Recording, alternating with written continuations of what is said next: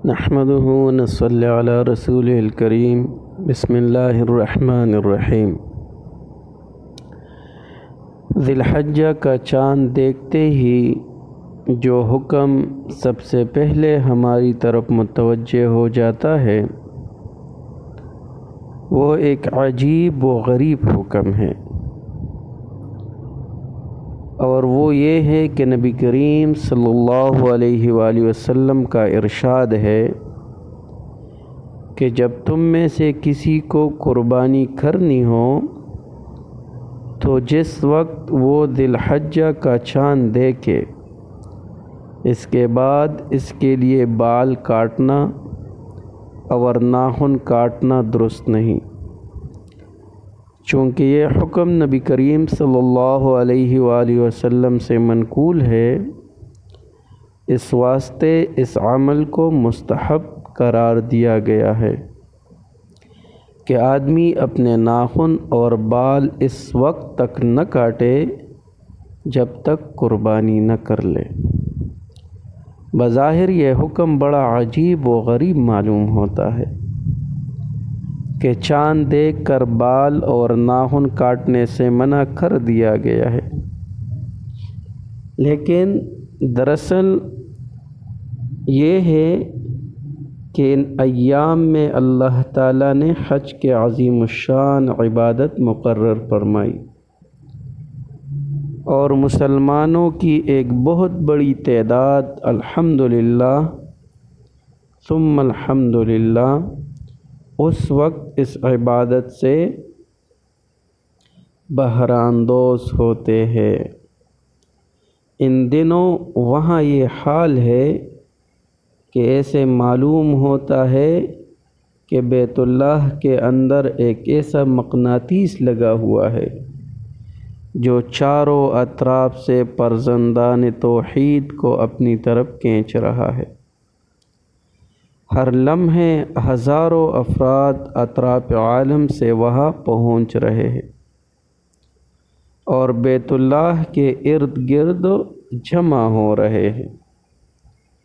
اللہ تعالیٰ نے ان لوگوں کو حج بیت اللہ کی ادائیگی کی یہ سعادت بخشی ہے۔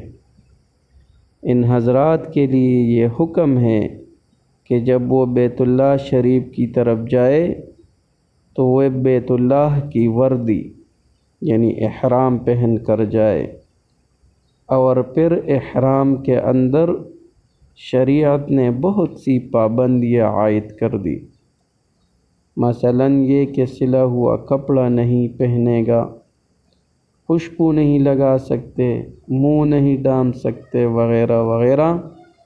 ان میں سے ایک پابندی یہ ہے کہ بال اور ناخن نہیں کاٹ سکتے۔ حضور سرور عالم صلی اللہ علیہ وآلہ وسلم نے ہم پر اور ان لوگوں پر جو بیت اللہ کے پاس حاضر نہیں ہوئے اور حج بیت اللہ کی عبادت میں شریک نہیں ہے، اللہ تعالیٰ کے کرم کو متوجہ فرمانے اور ان کی رحمت کا مورد بنانے کے لیے یہ فرما دیا کہ ان حجاج بیت اللہ کے ساتھ تھوڑی سی مشابہت اختیار کر لو، تھوڑی سی ان کی شباہت اپنے اندر پیدا کر لو، اور جس طرح وہ بال نہیں کاٹ رہے ہیں تم بھی مت کاٹو۔ یہ ان اللہ کے بندوں کے ساتھ مشابہت پیدا کر دی جو اس وقت حج بیت اللہ کے عظیم سعادت سے بہرہ اندوز ہو رہے ہیں۔ ڈاکٹر محمد عبد الحی رحمہ اللہ تعالی فرمایا کرتے تھے کہ اللہ تبارک و تعالی کی رحمت بہانے ڈھونڈتی ہے۔ جب ہمیں یہ حکم دیا کہ ان کی مشابہت اختیار کر لو تو اس کا معنی یہ ہے کہ ان پر جو رحمت نازل فرمانا منظور ہے اس کا کچھ حصہ تمہیں بھی عطا فرمانا چاہتے ہیں۔ تاکہ جس وقت عرفات کے میدان میں اللہ رب العزت کے بندوں پر رحمت کی بارشیں برسے، اس کی بدلی کا کوئی ٹکڑا ہم پر بھی رحمت برسا دے۔ تو یہ مشابہت پیدا کرنا بھی اللہ رب العزت کی بڑی نعمت ہے۔ اور حضرت مجذوب صاحب رحمہ اللہ کا یہ شعر عبدالحی رحمہ اللہ بکثرت پڑھا کرتے تھے کہ تیرے محبوب کے یا رب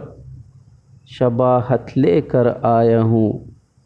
حقیقت اس کو تو کر دے میں صورت لے کر آیا ہوں۔ یعنی اے رب میں تو تیرے محبوب کی مشابہت کر کے آیا ہوں، تو اسے حقیقت کر دے، یعنی ہمیں بھی بلا دے اپنے در پر۔ عجیب انسان تھے۔